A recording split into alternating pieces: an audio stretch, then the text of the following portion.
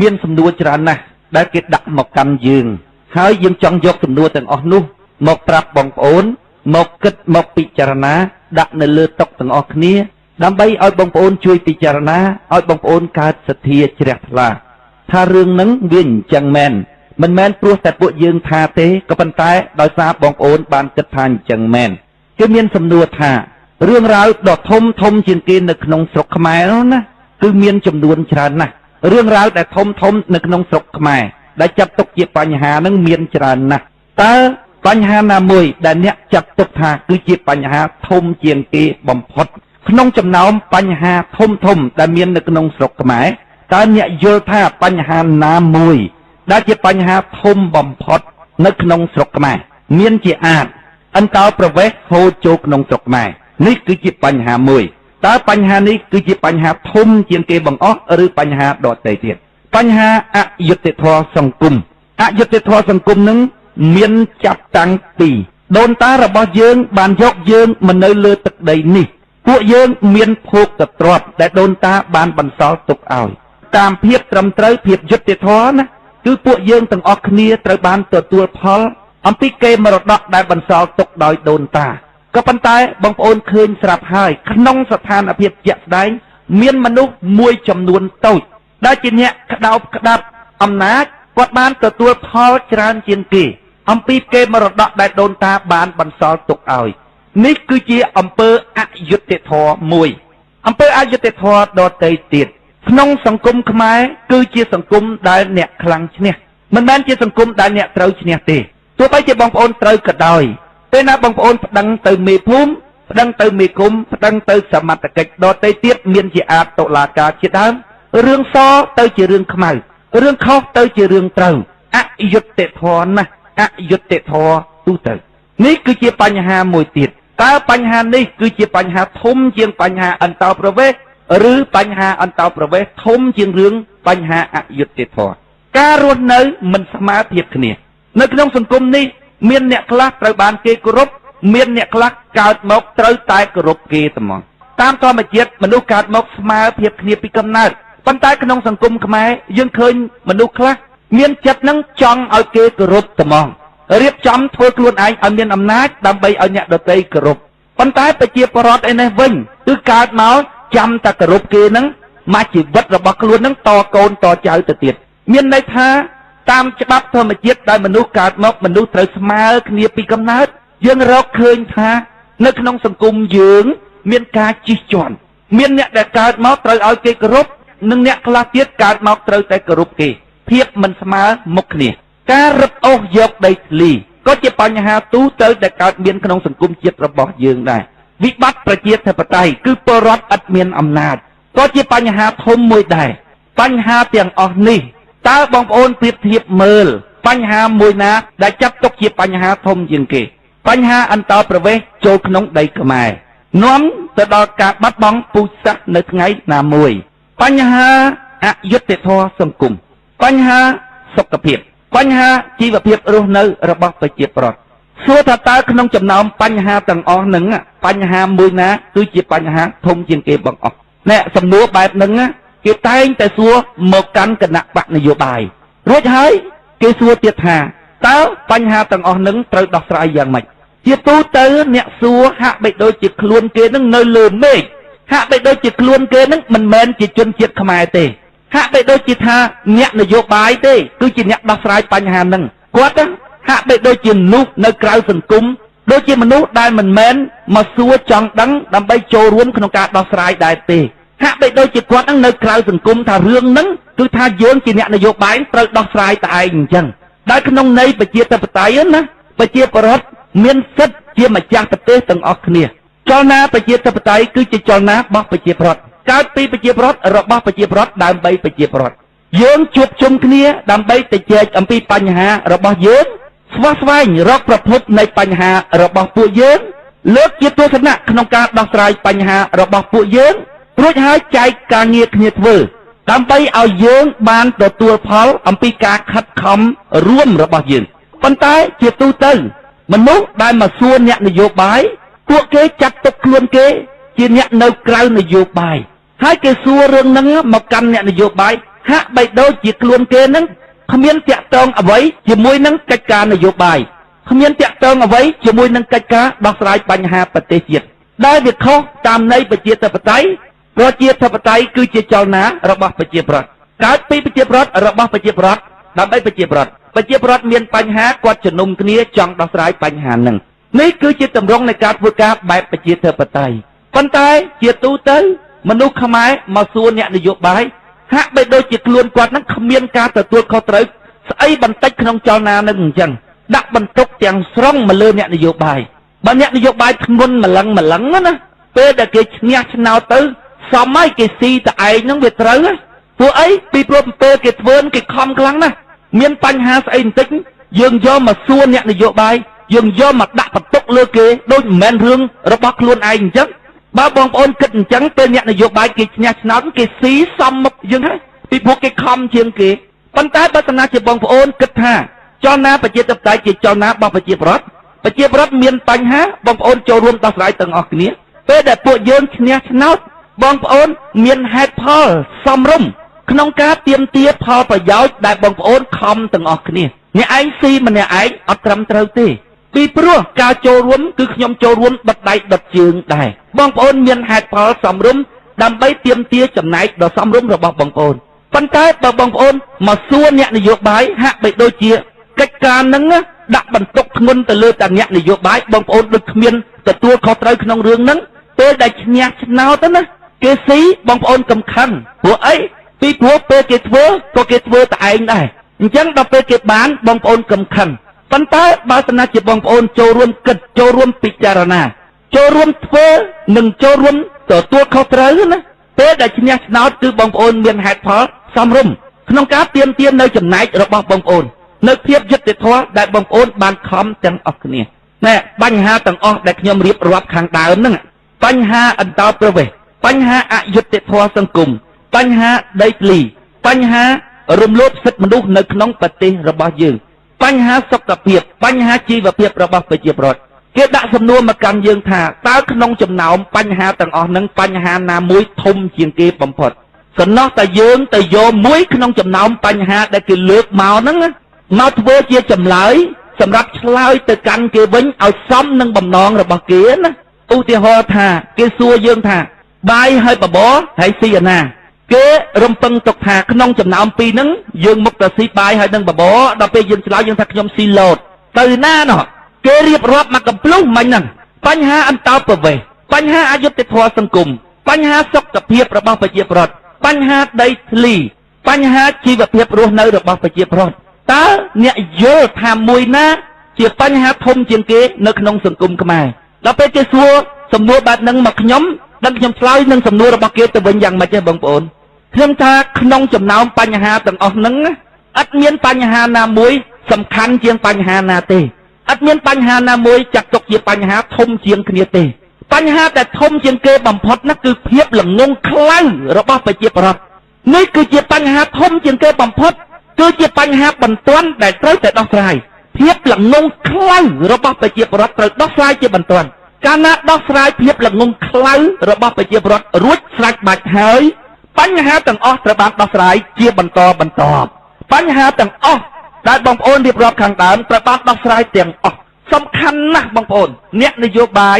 ក្រៅអំពីបេះដូងស្មោះត្រង់ពួកគេត្រូវមានទស្សនវិស័យគេដឹងអំពីរបៀបនៃការដោះស្រាយគេដឹងថាតើត្រូវចាប់ដើមពីចំណុចណាទៅប៉ុន្តែនៅស្រុកខ្មែរអ្នកនយោបាយភាគច្រើនណាស់ដែលគេបង្ហាញអំពី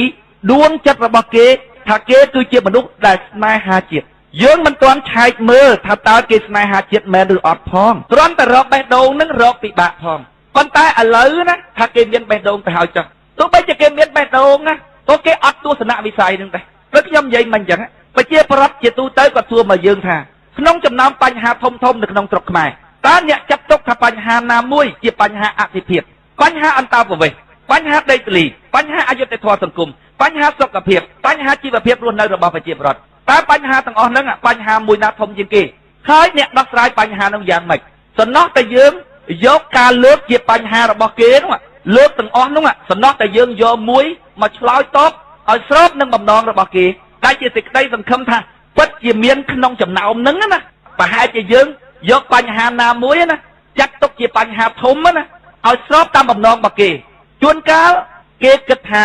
យើងប្រហែលឆ្លើយខុសរួចហើយគេចាំវាយបកមកយើងវិញណាបើយើងថាអន្តោប្រវេសន៍គេថាស្អីមួយទៀតឥឡូវគេសួរគឺក្នុងន័យបែបហ្នឹងសំណោះតែយើងបានឆ្លើយតបទៅតាមការរំពឹងទុករបស់អ្នកស្មោះទទេស្អាតខ្ញុំថាក្នុងចំណោមបញ្ហារបស់អ្នកដែលរៀបរាប់ខាងដើមមិញខ្ញុំរកមិនឃើញថាបញ្ហានោះជាបញ្ហាធំផងបញ្ហាធំជាងគេបំផុតគឺភាពល្ងងខ្លៅរបស់ប្រជាប្រដ្ឋធំណាស់បញ្ហាហ្នឹងតែដោះស្រាយភាពល្ងងខ្លៅរបស់ប្រជាប្រដ្ឋរួចហើយបញ្ហាទាំងអស់ត្រូវបានដោះស្រាយមកបងប្អូនពិចារណាអ្នកនយោបាយសំខាន់ណាស់ក្រៅអំពីទឹកចិត្តស្នេហាជាតិត្រូវមានទស្សនវិស័យអាទស្សនវិស័យហ្នឹងគេដឹងពីរបៀបនៃការដោះស្រាយគេដឹងអំពីចំណុចចាប់ផ្ដើមក្នុងការដោះស្រាយបញ្ហាហ្នឹងអ្នកនយោបាយខ្មែរដែលនាំជាតិមិនដល់គោលដៅតាំងពីកន្លងមកគឺអត់មានអាទស្សនវិស័យហ្នឹងបងប្អូនណាបរទេសខាងកើតទៅវាអាចយកដីរបស់យើងបានណាវាអាចមានឥទ្ធិពលមកលើប្រទេសយើងរហូតដល់សប្តាហ៍ថ្ងៃដោយសារគេទៅជាមួយនឹងទស្សនវិស័យគេដឹងពីរបៀបនៃការធ្វើ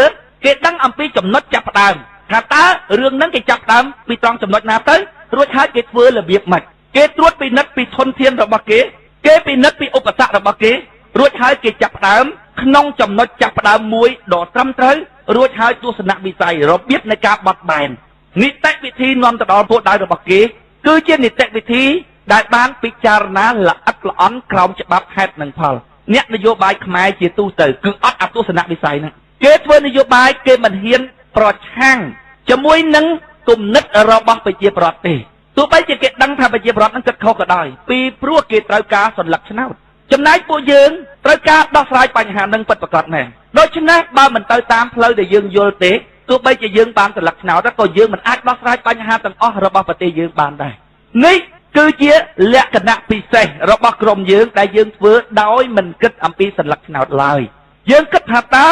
ពេលដែលយើងឈ្នះឆ្នោតយើងអាចដោះស្រាយបញ្ហានឹងបានដែរឬទេបើគ្រាន់តែត្រឹមឈ្នះឆ្នោតរួចហើយមិនអាចដោះស្រាយបញ្ហានឹងបានយើងស្ទង់ដោយបញ្ញារបស់យើងនិងដោយភាពស្មោះត្រង់របស់យើងក្នុងដួងចិត្តដោយប្រឆាំងភាពលំអៀងយើងរកឃើញថាពេលដែលយើងឈ្នះឆ្នោតណាយើងមិនអាចដោះស្រាយបញ្ហានឹងបានសន្លឹកឆ្នោតបែបហ្នឹងយើងអត់យកទេនេះគឺជាចំណុចខ្លាំងឬក៏ជាចំណុចពិសេសដែលខុសពីគណៈបកដទៃទៀតយើងមិនស្របជាមួយនឹងអិរិយាបថនយោបាយរបស់គណៈបកដទៃទៀតដែលជាទូទៅគេធ្វើនយោបាយសម្រុកទៅរកសន្លឹកឆ្នោតចំណែកយើងវិញយើងសម្រុកទាញរាជឲ្យមកយល់តាមអ្វីដែលយើងយល់ថាត្រូវដោយមិនបានគិតដល់សន្លឹកឆ្នោតសោះឡើយនេះជាលក្ខណៈដាច់ដោយឡែករបស់គណៈបកយើងហើយជាលក្ខណៈពិសេសទៅទៀតផងដែលគណៈបកដទៃទៀតពីកន្លងមកមិនដែលមានសោះឡើយភាពល្ងងខ្លៅរបស់ប្រជាពលរដ្ឋគឺជាចំណុចសំខាន់បំផុតដែលត្រូវដោះស្រាយមុនគេបំផុតមនុស្សល្ងងនៅទីណាការបោកប្រាស់មាននៅទីនោះពាក្យថាល្ងងខ្លៅមួយម៉ាត់នេះណាមិនទាន់ក្តោបភាពអសកម្មរបស់ប្រជាពលរដ្ឋទូទៅក្នុងប្រទេសយើងទេប៉ុន្តែភាសានេះគឺជាភាសាដែលខ្មែរងាយយល់បំផុតគឺភាពល្ងងខ្លៅរបស់ប្រជាពលរដ្ឋដោយចាប់ផ្ដើមអំពីពាក្យថាយើងចេះតែនិយាយថាខ្មែរល្ងងពេលណាគណៈបកសម្ព័ន្ធដើម្បីប្រជាធិបតេយ្យយើងឬគេចោទយើងថាជាពិសេសគឺខ្ញុំនឹងឌីលខ្មែរថាខ្មែរល្ងងពួកយើងច្រើនតែឆ្លើយតបទៅគេវិញថាឲ្យពិនិត្យខ្លួនឯងមើលតើខ្លួនឯងនឹងល្ងងមែនឬអត់ដោយប្រើពាក្យថាដឹងខ្លួនថាល្ងងគង់នឹងចេះបានតើខ្លួននឹងវាល្ងងមែនអត់ដើម្បីធ្វើការអភិវឌ្ឍខ្លួនវាទាល់តែយើងព្រមទទួលចំណុចខ្សោយពិតប្រាកដរបស់យើងមិនមែនទទួលលើសទេណារកឲ្យឃើញថាវាខ្សោយមែនអត់រួចហើយទទួលយកភាពទន់ខ្សោយរបស់យើងចាប់ផ្ដើមពីចំណុចដែលខ្លួនព្រមទទួលយកភាពទន់ខ្សោយរបស់ខ្លួនទើបខ្លួនអាចមានការអភិវឌ្ឍបានអ្នកឆ្លើយតបច្រើនតែឆ្លើយតបត្រឹមប៉ុណ្ណឹងឆ្លើយតបប៉ុណ្ណឹងណាបងប្អូនមិនទាន់ដល់សេចក្តីពិតរបស់ខ្ញុំទេគេនិយាយថាខំវាសនាហ្នឹងឲ្យតែកាន់ក្បាលមេក្រូតាំងថារៀសល្ងងដល់ពេលពួកយើងអ្នកគ្រប់គ្រងគណៈបកសម្ព័ន្ធដើម្បីប្រជាធិបតេយ្យជួយការពារទង្វើរបស់ខ្ញុំបងប្អូនច្រើននិយាយថាគិតមើលគាត់និយាយថាល្ងងនោះវាត្រូវអត់ខ្មែរយើងវាល្ងងចឹងមែនអត់បងប្អូនការពារខ្ញុំច្រើនតែនិយាយប៉ុណ្ណឹងប៉ុន្តែបងប្អូននិយាយអញ្ចឹង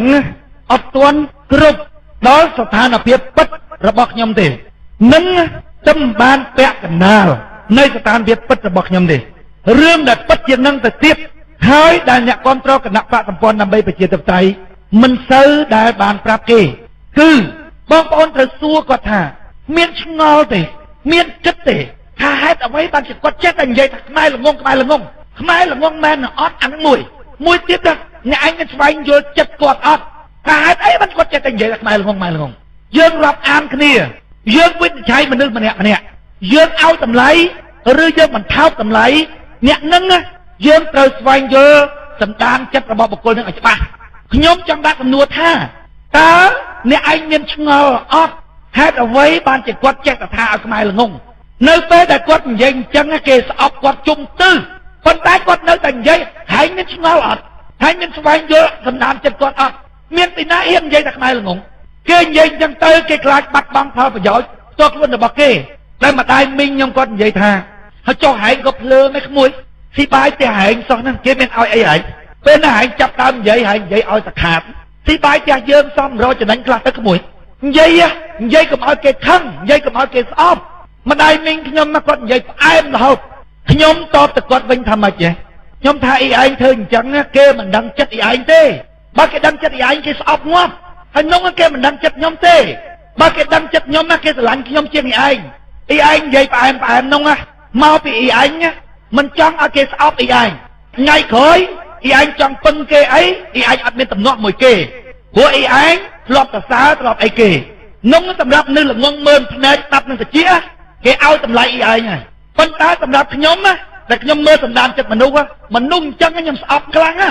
នឹងមនុស្សល្ងងតាតែអីឯងសរសើរនិយាយផ្អែមគេស្រឡាញ់អីឯងហើយដែលខ្ញុំនិយាយសេចក្តីពិតក្នុងចេតនាចង់ឲ្យគេទទួលស្គាល់ការពិតដើម្បីការអភិវឌ្ឍរហូតដល់ទទួលយកការតិចទៀតការរិះគន់ការវាយបកពីអ្នកដទៃវិញដោយមិនគិតដល់ប្រយោជន៍ផ្ទាល់ខ្លួនរបស់ខ្លួនសុខចិត្តបំផ្លាញផលប្រយោជន៍ផ្ទាល់ខ្លួនគឺការរិះគន់ពីអ្នកដទៃមកកាន់ខ្លួនដើម្បីឲ្យអ្នកដទៃបានសេចក្តីសុខហើយមើលដល់សន្តានចិត្តនោះអត់អញ្ចឹងបើស្នាជាបងប្អូនណាទៅបញ្យល់គេមិនត្រូវបញ្យល់ត្រឹមតែពាក្យថាហើយមើលខ្លួនឯងមើលសេចក្តីពិតខ្មែរយើងល្ងងមែនអត់ហើយបញ្យល់ថែមលើសពីនឹងតិចទៀតហើយមើលសន្តានចិត្តអ្នកនិយាយនោះតិចទៅហេតុអីមកគាត់ចេះតែនិយាយថាខ្មែរល្ងងមើលសន្តានចិត្តគាត់តែគាត់ចង់បានអីចង់បានប្រយោជន៍ផ្ទាល់ខ្លួនឬអីហើយមើលកន្លែងនោះមើលកន្លែងនោះដែលស្រឡាញ់អញស្រឡាញ់គាត់ស្រឡាញ់កន្លែងនោះអញមើលឃើញអានោះតែអញមើលឃើញអានោះដែរស្រឡាញ់តែអញដែរឥឡូវហើយបញ្ជាក់ទៀតហើយចង់ឲ្យគេបោកមនុស្សល្ងងគេមើលភ្នែកស្ដាប់នឹងតិចចំណែកអញមើលភ្នែកស្ដាប់នឹងតិចអាណាលីវិភាគរមើលដួងចិត្តហ្នឹងមិនព្រោះមនុស្សពិតប្រាកដគឺដួងចិត្តហ្នឹងតែឯងមើលឃើញកន្លែងនោះថ្ងៃណាមួយឲ្យសុំទោសគាត់ហើយអាមនុស្សផ្អែមហ្នឹងតែឯងចូលចិត្តពីមុនហ្នឹង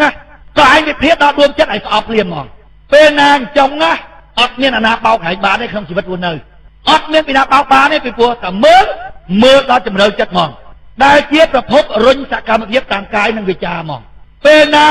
មនុស្សមកនិយាយផ្អែមក្នុងន័យបោកប្រាស់គ្រាន់តែស្ដាប់ទៅស្គាល់កន្លែងភ្លាមហ្មងគ្រាន់តែហាមកមើលឃើញដល់ពវៀនមនុស្សពិតប្រាកដនៅក្នុងដួងចិត្តហ្នឹងអញ្ចឹងបើតាជាបងប្អូនណាត្រូវបានអ្នកដទៃគេចោទគណៈបកយើងថាជាពិសេសគឺចោទខ្ញុំថាខ្ញុំថាខ្មែរល្ងងបងប្អូនត្រូវបញ្យល់គេពីចំណុចទី1បងប្អូនត្រូវនិយាយថាតើវាល្ងងមែនអត់ទី2តើគាត់និយាយចង់បានអីហើយអង្គុយគិតមើលគាត់ចង់បានអីបើគាត់ចង់ឲ្យគេស្រឡាញ់គាត់តែគាត់និយាយចង់អត់ហើយគិតមើលហើយដល់ពេលយើងទៅជាវិនិច្ឆ័យអ្នកជួយអ្នកចង់ឲ្យយើងល្អទៅជាអ្នកមកបោកមកប្រាស់យើងគេអ្នកមានគុណលើយើងសោះឲ្យយើងជេរយើងបចោគេសួរយើងសំជាមនុស្សហើយដល់ពេលអ្នកបោកសោះលមុខយល់ថាផ្កាបលាយល់ថាស្បៃវាទៅអញ្ចឹងស្បៃយើងអញ្ចឹងតែខ្ញុំនិយាយថាឃើញមិត្តទៅជាសត្រូវឃើញសត្រូវទៅជាមិត្តឃើញអ្នកជួយទៅជាអ្នកបោកឃើញអ្នកបោកទៅអ្នកជួយនឹងអញ្ចឹងយើងមើលសកម្មភាព